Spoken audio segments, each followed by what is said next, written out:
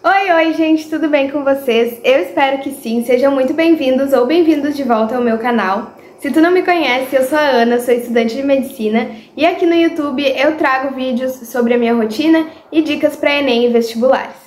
O vídeo de hoje é mais um sobre a redação do vestibular da UFSM, dessa vez falando especificamente sobre carta aberta. Como eu expliquei em outros vídeos, a UFSM pode cobrar tanto artigo de opinião quanto carta aberta no vestibular e tu só vai descobrir qual dos dois gêneros tu deve escrever no momento da prova. Então aqui a gente vai conversar sobre carta aberta. Se tu tem interesse no vídeo de artigo de opinião, eu vou deixar a card dele em algum local da tela.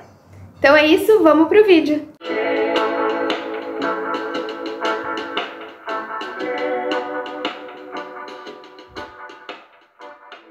Então primeiro a gente tem que entender como funciona esse gênero.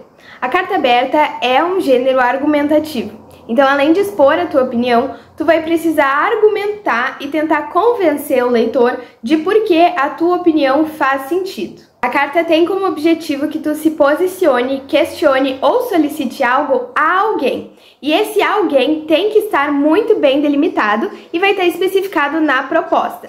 Então, vai ter um grupo ou uma pessoa específica que vai servir como destinatário dessa carta. E tu precisa deixar isso muito bem claro no teu texto. Pode ser especificado no título, daqui a pouco eu vou explicar como funciona o título, ou também dentro da redação. Aliás, deve estar especificado dentro da redação. Eu lembro, por exemplo, de uma carta aberta que eu escrevi no cursinho que era sobre imprudência no trânsito. Então, o grupo destinatário eram os motoristas gaúchos.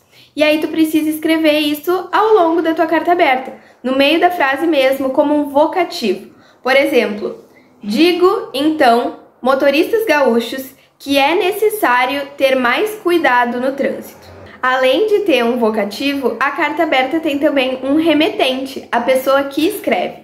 E é claro que tu não pode assinar com o teu nome ou alguma identificação própria tua, mas tu vai assinar da maneira que a proposta te mandar assinar. Nesse exemplo que eu falei, da imprudência no trânsito, o remetente poderia ser, por exemplo, motorista preocupado. Geralmente é algo do tipo, são duas palavras, uma identificação e alguma característica, como estudante, profissional, trabalhador, cidadão, e geralmente vem alguma característica junto. Tu não precisa se preocupar sobre isso, que vai vir identificado no comando da tua redação.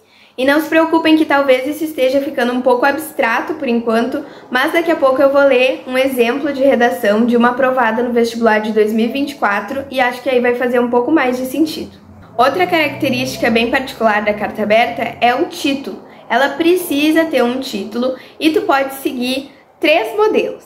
O primeiro deles é dizer o destinatário. Então, por exemplo, carta aberta aos motoristas gaúchos. O segundo tipo é especificar o sobre da tua carta aberta, o tema dela. Então, carta aberta sobre a imprudência no trânsito.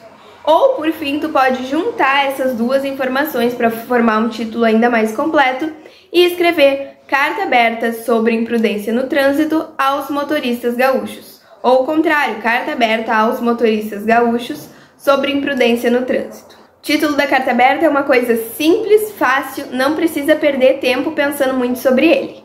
Então tu vai ter na estrutura o título obrigatório, depois uma introdução, 2 parágrafos de desenvolvimento e durante todo esse texto tu precisa deixar muito claro a tua posição, a quem a carta se destina e quem escreve ela. Eu, como cidadão preocupado, acredito que, portanto, motoristas gaúchos, lembrem-se que vidas estão em jogo, esse tipo de coisa. Depois, tu vai ter ainda uma conclusão, e é uma conclusão diferente da conclusão Enem. O corretor não espera que tu escreva uma proposta de intervenção. Se tu quiser dar alguma sugestão de solução, é bem-vindo, mas não precisa ser uma coisa tão desenvolvida quanto é na redação de Enem. E depois da conclusão vai ter o que a gente chama de despedida, que ela é composta por 2 coisas. A primeira delas vai ser um atenciosamente, respeitosamente. Eu usava só esses 2, também é igual o título. Não perde teu tempo pensando nisso, não vai fazer muita diferença tu tentar inventar, fazer uma coisa criativa. Vai no que é certo e concentra os seus esforços mais em desenvolver os seus argumentos bem, em não esquecer de deixar bem claro a tua posição, em trazer algum repertório externo. Isso de remetente e de título, vai no que é certo e não se estressa com isso. Então coloca ali um respeitosamente e assina da forma que o comando te mandar assinar, ou atenciosamente também. Vamos agora fazer uma análise da redação do vestibular de 2024 para tudo isso que eu falei fazer um pouco mais de sentido e ficar bem amarradinho junto. Eu não vou ler os textos motivadores inteiros porque não vejo necessidade, mas vou colocar eles aqui na tela se vocês quiserem tirar um print, pausar e ler. E eu vou ler para vocês o comando da redação. Suponha que o Ministério da Cultura brasileiro esteja discutindo o fenômeno da apropriação cultural no Brasil e abre espaço em seu site oficial, via canal de atendimento, para que a população se manifeste sobre o assunto. A partir disso, você decide participar do debate e escrever uma carta aberta à ministra da Cultura, Margareth Menezes, sobre a seguinte questão: o uso de elementos culturais fora do contexto original é uma forma de desrespeito ou de valorização do grupo de origem e da sua cultura. No lugar do remetente, use a expressão cidadão brasileiro ou cidadã brasileira.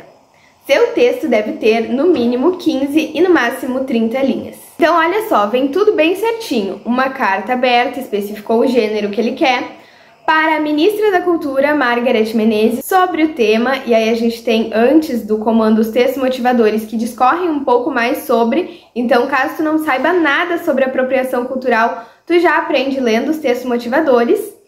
E depois, no local do remetente, use a expressão cidadão brasileiro ou cidadã brasileira. Entre 15 e 30 linhas a redação. Vamos ler agora a redação da Gabriela Strider, minha colega e amiga, que tirou 9.7 e foi aprovada no vestibular em 2024 com esse tema.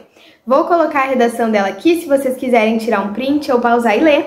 E vamos fazer a leitura e analisando ela parte por parte. Carta aberta à ministra da Cultura do Brasil. Título bem naquele esquema que eu falei para vocês, sem preocupação. Diante das notícias polêmicas sobre os supostos casos de apropriação cultural entre os famosos do país, decidi escrever essa carta nesse site oficial como cidadão brasileiro conectado e comprometido com a preservação da cultura nacional, a senhora Cara Margareth Menezes, para manifestar meu apoio indubitável ao uso de elementos culturais fora do contexto oficial como forma de valorização do grupo de origem e da sua cultura. Ora, como brasileiro, devo relembrar Vossa Excelência e os demais patriotas que o nosso país apresenta extensa área territorial e, por isso, mostra-se dotado de heterogeneidade cultural. Ou seja, do Iapoque ao Chuí, existem diversas identidades de grupos as quais devemos reconhecer, exaltar e respeitar nos diferentes contextos, em prol da disseminação cultural, de reconhecimento e de preservação dos costumes identitários. Gente, uma introdução que cumpre muito bem a sua função. O que tem que ter na introdução? Quem tu é? Pra que tu tá escrevendo essa carta? Pra quem que tu tá escrevendo essa carta? Qual é a tua opinião? E uma prévia, assim, bem pequena, bem curta, dos teus argumentos do que tu vai desenvolver durante o texto. Excelente, vamos ler agora o primeiro desenvolvimento. Pensemos juntos. Sabemos que muitos povos indígenas foram dizimados durante a colonização portuguesa no Brasil, e que alguns desses não puderam deixar vestígios de seus hábitos culturais, posto que ficavam isolados e não logravam o êxito de propagar seus saberes. Apesar de muitos brasileiros, como a escritora Stephanie Ribeiro, serem contrários ao processo de divulgação das diferentes culturas em novos contextos, acredito que nós, cidadãos, podemos beneficiar o reconhecimento das culturas como as indígenas e afrodescendentes, a partir da propagação respeitosa e da disseminação ética de seus ensinamentos e identidades, com o intuito de assegurar que essas culturas sejam conhecidas, reconhecidas, ensinadas e exaltadas entre as gerações, diferente da herança colonizadora. Dessa forma, a prezada ministra destaca o papel essencial do seu trabalho para incentivar o compartilhamento das culturas tão ricas que nosso país tem e transborda. Então, fazendo uma pausa para analisar, qual que foi o argumento dela aqui? Ela falou sobre a colonização, sobre a dizimação de povos indígenas que aconteceu no Brasil e como o compartilhamento de traços culturais faz com que a cultura de um povo viva além dele. Muito legal a reflexão. Ela traz também uma coisa muito importante que eu fiquei esperando o teu texto para comentar com vocês, porque acho que faz mais sentido como exemplo, que é a contra-argumentação. Ela é necessária, inclusive está em uma competência, deixa eu ver se eu tenho aqui para ler para vocês. Um dos critérios de correção do texto é: os argumentos usados para fundamentar o ponto de vista são pertinentes e consistentes, articulados por estratégias argumentativas coerentes, a previsão de argumento do oponente e ou contra-argumentação. Essa contra-argumentação é o que ela faz aqui quando ela fala da Stephanie Ribeiro. Então ela escreveu: apesar de muitos brasileiros, como a escritora Stephanie Ribeiro, serem contrários ao processo de divulgação de diferentes culturas em novos contextos, acredito que nós, cidadãos, etc.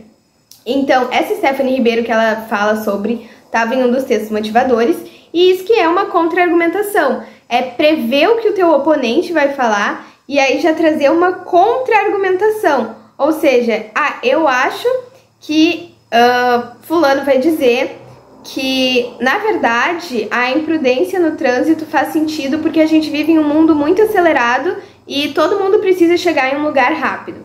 Então eu vou contra-argumentar dizendo que, embora algumas pessoas possam acreditar que a imprudência no trânsito se justifique porque vivemos em um mundo acelerado, uma vida vale muito mais do que chegar nos lugares a tempo. Entenderam mais ou menos? Acho que deu para entender o que é a contra-argumentação. Outra coisa que eu queria destacar aqui é essa frase de fechamento do parágrafo, que eu acho muito importante para deixar tudo bem amarradinho. Ela faz uma síntese do parágrafo e aproveita a existência dessa frase para retomar o vocativo. Ela escreve dessa forma: prezada ministra, destaca o papel do seu trabalho, o papel essencial do seu trabalho para incentivar o compartilhamento das culturas tão ricas que o nosso país tem e transborda. É muito importante nos dois parágrafos de desenvolvimento fazer essa frase de fechamento do parágrafo para deixar tudo mais organizado. E tu pode fazer assim como ela fez, aproveitar essa frase para colocar bem claro o vocativo ou o remetente. Passando agora para o segundo parágrafo de desenvolvimento. Aliás, além da necessária exaltação ética para o reconhecimento das diferentes culturas brasileiras, ressalto veementemente o nosso papel como indivíduos atualizados, os quais são responsáveis pela preservação das múltiplas culturas brasileiras, não apenas em museus que se tornaram cinzas, mas também no cotidiano e na memória coletiva. O que quero dizer é que a utilização de termos, de artefatos e de hábitos dos diferentes grupos que formam a população brasileira é, de fato, uma forma eficiente de não permitir que mais culturas sejam invisibilizadas, apagadas ou até mesmo extintas. Embora a senhora Margareth Menezes possa acreditar, e reparem aqui na contra-argumentação, assim como outros indivíduos, que a disseminação de hábitos identitários desencadearia uma banalização cultural, assevero, pautada nas falas do indígena e filósofo Daniel Manduruku, que a utilização de cocares e o uso de blackface, por exemplo, atraem a atenção e o apoio nacional às causas desses grupos, já que, sobretudo, em público, as representações devem ser éticas e respeitosas para com as culturas disseminadas. Logo, considero realmente que os benefícios dessa propagação são tão inovadores que, a partir deles, o preconceito e a exclusão cultural não alcançariam tanto espaço em nossa sociedade. Mesma estrutura do desenvolvimento 1, ela traz uma contra-argumentação e também um repertório que estava em um dos textos motivadores. Lendo agora a conclusão, ela segue. Por fim, excelentíssima Ministra da Cultura, reitero meu manifesto de apoio irrestrito ao uso de elementos culturais fora do contexto original como forma de valorização do grupo de origem e da sua cultura, por meio da propagação dessas identidades para que elas sejam reconhecidas e preservadas nacionalmente. Então, mesmo que a senhora possa dar desculpas sobre a repercussão midiática ou a carência de recursos para aprovar projetos de disseminação cultural, espero que o seu ministério, tão profissional e competente, atue favoravelmente à rica diversidade cultural brasileira e à sua sobrevivência. Esperançosamente, cidadão brasileiro. Reparem o que é a conclusão de uma carta aberta, como ela é enxugada perto do que muitos de nós estamos acostumados, que é a redação Enem. Ela é uma retomada e um reforço da posição que foi apresentada na introdução e defendida nos desenvolvimentos, e um fechamento bonito. É só pegar o que já foi dito durante o texto, amarrar bonitinho e não esquecer da despedida, que é que ela escreveu esperançosamente, cidadão brasileiro. Cada uma dessas partes, o esperançosamente em uma linha, vou colocar aqui, cidadão brasileiro na linha de baixo, uma vírgula após o esperançosamente, e o cidadão brasileiro fica sem ponto no final. A Gabi tirou 9,7 nesse texto e ela foi descontada naquele critério que eu tinha lido antes para vocês, que é sobre a argumentação. Não tem como saber exatamente porquê, a contra-argumentação a gente viu que não faltou. Talvez os corretores tenham achado os dois parágrafos muito similares, os dois parágrafos de desenvolvimento muito similares entre si, porque realmente foi uma abordagem bem... Os dois argumentos eles são parecidos, então talvez tenha sido isso, ou talvez eles tenham sentido falta de algum outro repertório externo que não fizesse parte dos textos motivadores. Mas ainda assim, 9,7 é 10, foi uma redação muito bem escrita, uma nota maravilhosa. Espero que todo mundo que esteja vendo esse vídeo consiga uma nota tão boa quanto essa. E era isso de dicas e lembretes que eu tinha para trazer nesse vídeo. Espero que o vídeo tenha feito sentido, que alguma dica daqui seja útil para vocês. E não esquece, se esse vídeo te ajudou, deixa uma curtida, um comentário, se inscreve no canal, porque isso permite que as dicas cheguem em cada vez mais pessoas. Muito obrigada pelo apoio, tchau, tchau!